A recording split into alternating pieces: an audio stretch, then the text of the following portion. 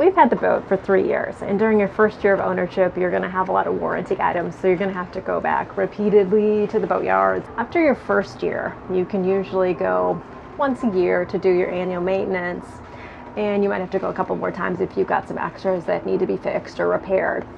We've been very fortunate this year, and it does help that Jim does a lot of the boat work himself, that we've been able to save up a lot of those items. So we've only had to go in once this year, which is wonderful.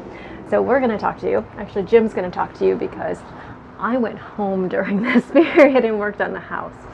So that was my job. His job was working on the boat. So Jim, for the most part, is going to tell you about what we did for the periodic maintenance this year. And then we're going to talk to you about some of those extra things we had to fix. And lastly, we're going to talk about an addition that we did this year, which I'm really excited about. All right, let's get started. So we just pulled into Solomon's Island yesterday. We're getting ready to get hauled out. And it's a bit of a tight space here as we wait to get hauled out. But Jim perfectly maneuvered his way into the spot yesterday. I was so proud of him. Anyway, let me show you just how tight it is. The bone on the other side that we had to miss, and the pilings, and that's the one side of the dock. The other side of the dock, one of the straps needs to go, and where the other strap needs to go, between the two windows, as you can see. Just Cats has explained to me where the different lift points are in the front. Both of our lift points are at a place where there is a very large I-beam, about this square, a rectangle that runs all the way through the vessel here, and it also runs all the way through the vessel up forward. And that I-beam transfers all the squeeze weight so that the boat won't crumple in. They're just making sure that it's low enough so that the slings clear the rudders.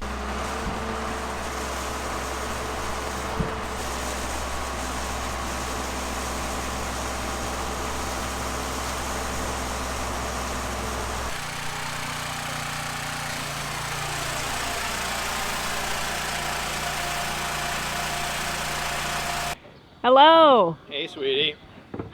How has being on the boat for this last week been? Got a lot done, but I'm a little landlocked fever. I need to get off this boat and either go home or get the boat in the water. Understand. It's like living up in a treehouse. You got to climb a ladder every time you go up there. I had one time, thank God only one time, that I put my foot on this and it went. Ooh. You see how easy that is? Yes. So in other words, when you come up here, be very, very careful. Hold on to the stripper pole. I always do. So the paint job looks good. And what kind of paint did you choose this year? It's a pettit.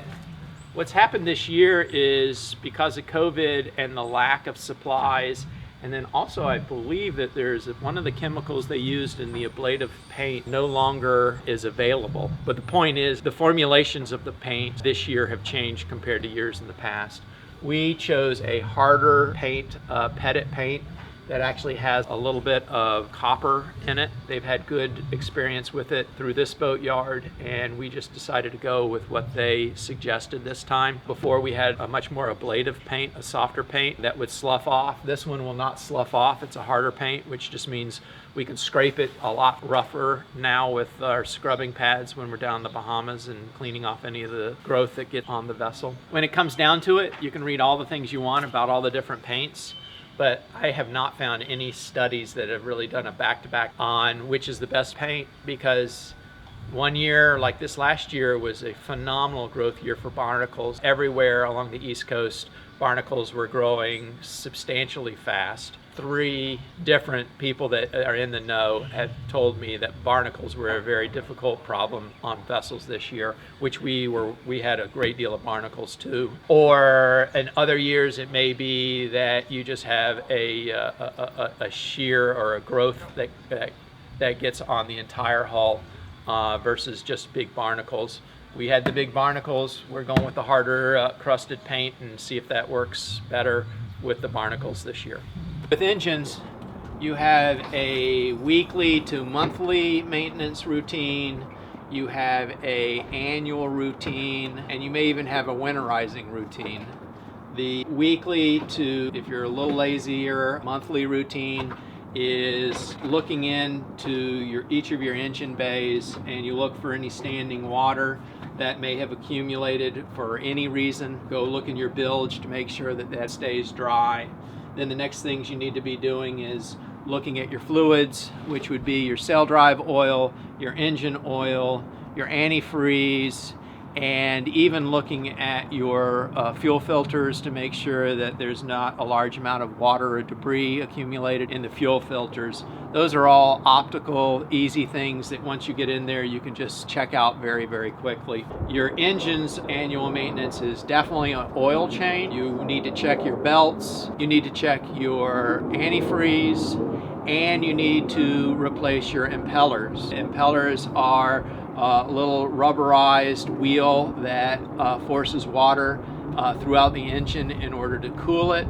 And if those impellers get dry or brittle, they break apart and then they go downstream, tumble downstream, and they can get in different strainers within your engine, and it's just a real pain to clean them out. So it's always best to just replace your impeller annually, and you've lowered your probability of having one of them degrade and disintegrate and cause a much bigger headache. And then finally, if you keep your vessel in an area where the temperatures get to freezing, you will have to winterize your engine. The winterization is basically blowing out all the available salt water that's in there and then putting antifreeze. One important aspect of the annual maintenance, and that is changing the fluids, is I actually keep bottles of oil and antifreeze for every one of the motors that we have. We keep it all the time in case we need to top off the oils, because our weekly maintenance checks show that we're down a little bit of oil. I keep the same consistent oil all the time, because I actually have the boat yards, when the boat is up on the hard, to change out the oil.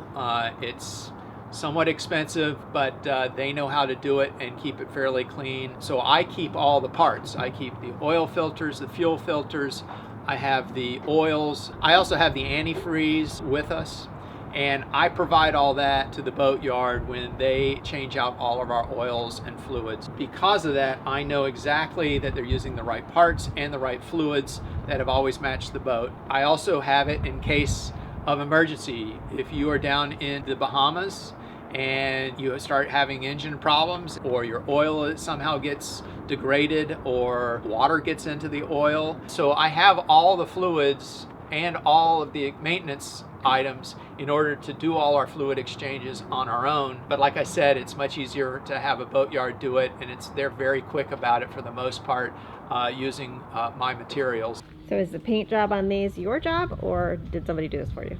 It's a combination. I painted the props with zinc spray, which helps keep growth off of the props. I had incorrectly assembled this last year. A year ago, we bought these new props, Flexifold foldable props, which we've been really, really happy with. We were worried that they wouldn't have a lot of reverse power, but we've come to find out that it's fine. But the Yanmar sail drives, the anode that they recommend is aluminum. And when we bought the Flexifold props, they come with another anode, and we just put it on. Come to find out that they are zinc. So I reached out to boatzinc.com and asked them, and the guy was really, really helpful. He goes, that's one of the problems that they find, is that one manufacturer will recommend aluminum, the other one will recommend zinc. BoatZinc wrote back and told me that you should use one or the other, and because we are in brackish water and salt water, that absolutely aluminum is the best way to go. So the zinc anodes I had bought from boatzinc.com, they took them back immediately, were very kind, and 2 days later I had new aluminums, and now we're all aluminum anodes, and our props look good. Our sail drive has been painted twice. It's looking quite good. Once a year, sail drive oil needs to be extracted, and a good thing to do is when the sail drive oil is extracted, get a bucket to collect it all. Sail drives Usually best to empty them when the boat is lifted out of the water. So if you're going to do your painting of your bottom of your hull, that's when you maintenance your sail drives, and you pour all the oil into a bucket, because if your seals are leaking, the amount of oil you put into your sail drive will be larger when you take it out, because it's mixed with water, and you'll see an expansion, and that's a notation that you probably have water in your oil. You can also let the oil sit around for 2 days after it's been extracted, and it will separate, and you'll see that water. What water in your sail drive means is that your seals need to be replaced. Seals need to be replaced approximately every 2 years on sail drives. Usually you are pulling your boat out to put paint on the bottom of your boat at least once every 2 years. A lot of us do it once a year. So we have a diesel generator, which is a diesel powered motor that creates AC electricity, alternating current electricity. The maintenance for a generator is very much the same as the engines that we use to propel our vessel. Namely, there is a fuel system for which we have a fuel filter here on the engine. We also have another fuel filter back in the engine rooms, which is made by Racor. We have 3 Racors, one for each of our diesel engines, and we put that on aftermarket. The reason why we did that is, one, you can see if there's any impurities that are coming through the diesel prior to going into your engine. It traps any type of water. Water can condensate in your tanks and then build up in the bottom of the tank, and because the vessel is moving all the time, the water will then get mixed up in the diesel. And so it's very important that you try to trap that water before it gets to your engines. It just makes things very difficult. So we have to change both the filter here and the Racor filters. Next is oil. We have an oil filter right here, and we have to change the oil. And the oil's changed pretty much in concert with our 2 Yanmar engines that we use to propel the vessel. By the way, this is a Northern Lights generator. It's a very common generator found on catamarans and mid-sized large vessels. See how clean this engine is after 3 years? We rarely run this generator because we're able to use our solar panels and our batteries pretty efficiently. And so right now I think we have 120, 130 hours on this machine. And for 3 years, that's pretty much unheard of. Then also, after fuel and oil, there's also the cooling system. And just like the engines we use to propel our boat, this also uses salt water and a antifreeze system where the heat from the engine transfers to the antifreeze, and then the antifreeze goes through a heat exchanger where salt water is pumped by the antifreeze through these coils, and then the hot seawater then is pumped out of the boat and back into the ocean, which is exactly how our diesel engines use salt water to extract heat out of those engines. So all 3 engines operate the same. Very importantly, with all 3 of those engines, they have a little rubber paddle wheel called an impeller. And the way you get the salt water to come out of the ocean, run through the heat exchanger, and then get it back out into the ocean again is this paddle wheel basically spins around, and it's made of rubber. We know that we should be running this generator probably once every 2 weeks. For quite a while, we were not running it every 2 weeks over the last year and a half. When we went in and we changed the oil and changed the filters, we also needed to change our impeller. And lo and behold, probably half of our impeller had degraded and broken into pieces. And then it cost even more money than just replacing a simple impeller. We then had to go downstream of the impeller where the salt water goes to where there's a trap. And the trap is built specifically to catch impeller parts.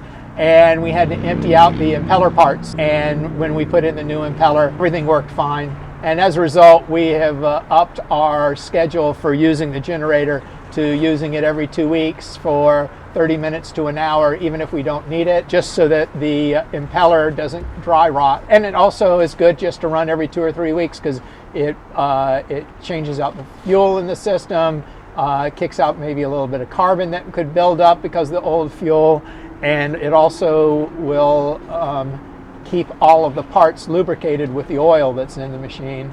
So shame on me for not regularly running the generator. We also have to look at the starter battery that operates this generator. When we went for our maintenance this year, we replaced both our starter batteries on our engines for propelling the boat, and we also changed out the starter battery for the generator. Each of those were probably produced about 4 to 4.5 years ago, those batteries. And most batteries in the marine world, I don't think they last much more than 5 years, or they're not guaranteed to last much more than 5 years.